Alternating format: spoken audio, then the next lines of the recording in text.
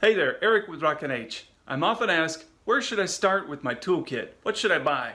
What I have done is put together 5 of my favorite tools that I really love and I use all the time right here in the lab.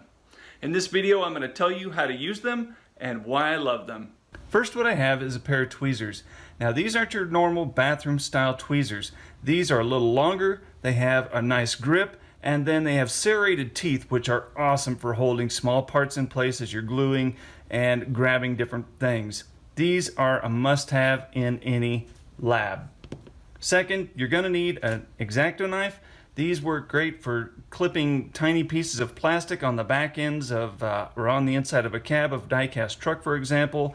And then these are great for cutting all sorts of small plastics and different things.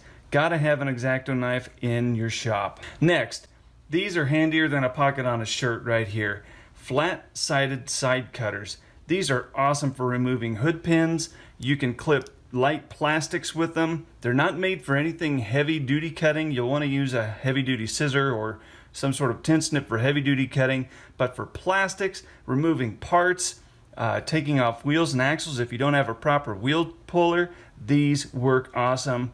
Just a great asset to your toolbox. Next, you're going to need a variety of screwdrivers. Here's a variety pack with a larger Phillips, some flatheads, and 2 other sizes of each.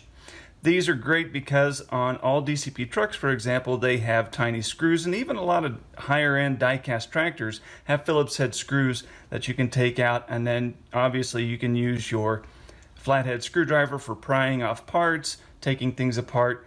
Really, really handy to have a nice set of screwdrivers in your tool bag. Finally, what we have here is my favorite glue in the whole wide world, MaxSecure Ultra Thick. I love this glue because, one, it doesn't run. It stays pretty much in place provided you don't use a lot of it.